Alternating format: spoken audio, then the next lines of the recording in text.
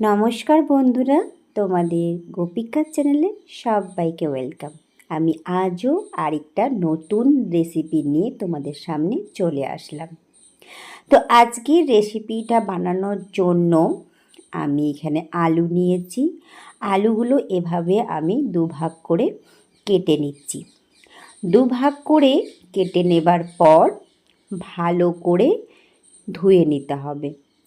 আলুগুলো ভালো করে ধুয়ে নেবার পর একটা প্রেসার কুকারের মধ্যে দিয়ে অল্প পরিমাণে জল দিয়ে আমি প্রেসার কুকারের ঢাকনাটা লাগিয়ে দেব আর এখানে একটা সিটি দিয়ে নেব। তো আমার আলুটা সেদ্ধ হয়ে গেছে। আলুটা সেদ্ধ করার পর কিন্তু আমি 30 মিনিট রেখে দিয়েছিলাম। 30 মিনিট পর আমি আলুর থেকে খোসাগুলো ছাড়িয়ে নিচ্ছি। এভাবে করে প্রত্যেকটা আলু থেকে খোসা ছাড়িয়ে নিচ্ছি। এরপর আলুগুলোকে আমি একটা গ্রেটারের সাহায্যে গ্রেট করে নেব। সমস্ত সেদ্ধ আলুগুলো এইভাবে করে গ্রেট করে নিলাম। আলুটা গ্রেট করে নেবার পর আমি এর মধ্যে মিশিয়ে দিচ্ছি কুচিয়ে রাখা ধনেপাতা, কুচিয়ে রাখা কাঁচা লঙ্কা কুচি। তোমরা চাইলে এখানে চিলি ফ্লেক্সও দিতে পারো। আমি এখানে কাঁচা লঙ্কা কুচি ব্যবহার করেছি। আর দিচ্ছি স্বাদ অনুযায়ী লবণ, হাফ চামচের মতো গোলমরিচের গুঁড়ো, আর এর সাথে মিশিয়ে দিচ্ছি অরিগানো। মিশিয়ে দেওয়ার পর আমি এর মধ্যে মিশিয়ে দিচ্ছি অল্প পরিমাণে চিজ। এখানে আমি 2 চামচের মতো চিজ ইউজ করেছি, যেটাকে পিৎজা চিজ বলে। আর দিচ্ছি 2 চামচের মতো কর্নফ্লাওয়ার। এবারে সমস্ত কিছু দেবার পর মিশ্রণটাকে ভালো করে মেখে নেব। যেভাবে আমরা আটা মুথি সেভাবে ভালো করে মুথে নেব। দেখো আমার মুথে নেওয়া হয়ে গেছে। আরেকবার ভালো করে মুথে নিচ্ছি। এরপর আমি এটাকে একটা শেপ দিয়ে নেব। তার জন্য আমি হাতের মধ্যে একটু তেল নিয়ে নিয়েছি। তেল নেবার পর এটাকে ভালো করে ডলে ডলে নিচ্ছি। ডলে নিয়ে আমি হাত দিয়ে একটু চাপ দিয়ে একটু রাউন্ড সাইজে করে নিলাম। আর আমার কাছে এভাবে শেপ আছে বলে আমি হার্ট শেপ এভাবে দিয়ে ডিজাইন করে নিচ্ছি।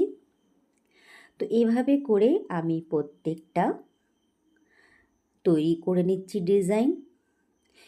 এই স্ন্যাক্স রেসিপিটা কিন্তু খেতে অসাধারণ হয়। ছোটোর থেকে বড় সবাই খুব পছন্দ করে, বা বাড়িতে কেউ গেস্ট আসলে অনায়াসে তৈরি করা যায়। আর সবাই কিন্তু মজা করে খায়। একটা মজাদার স্ন্যাক্স রেসিপি।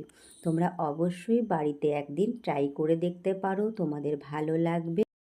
খুবই অল্প সময়ে কিন্তু তৈরি হয়ে যায় এই স্ন্যাক্স রেসিপি, আর খেতেও কিন্তু খুবই মজাদার হয়।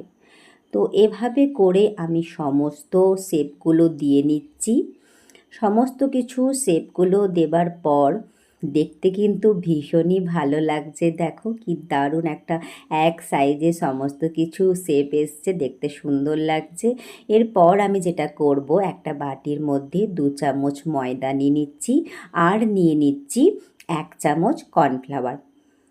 আমি একটা পাতলা কোটিং বানিয়ে নেব আর দিচ্ছি অল্প পরিমাণে গোলমরিচের গুঁড়ো আর অল্প পরিমাণে লবণ। সমস্ত কিছু দিয়ে জল দিয়ে একটা পেস্ট বানিয়ে নিচ্ছি, যেহেতু কোটিং করতে হবে আমাকে। এটা কিন্তু খুব গাঢ় হবে না আর খুব পাতলাও হবে না, তোমরা তো সবাই জানো।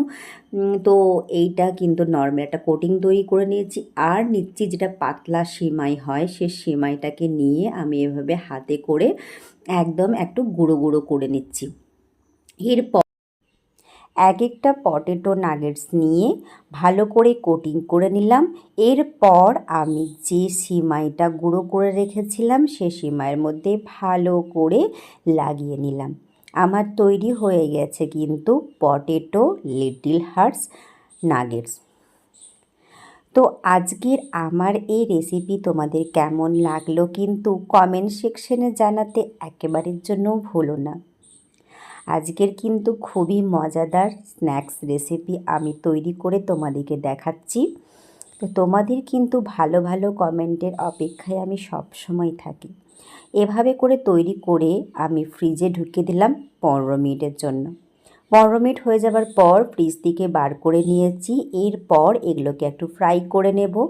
তার জন্য আমি কড়াইয়ে দিয়ে দিয়েছি অফুরন্ত পরিমাণে সাদা তেল। এরপর গ্যাসটাকে মিডিয়ামে করেছি। এক একটা আমার লিটল হার্টস নাগেটস দিয়ে ফ্রাই করে নেব।